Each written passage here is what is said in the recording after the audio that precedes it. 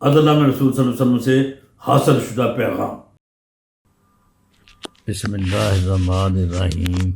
آج عدل میں رسول صلی اللہ علیہ وسلم کی روشنی میں پیغام نمبر 2 یا دوسرا پیغام پوسٹ کیا جا رہا ہے۔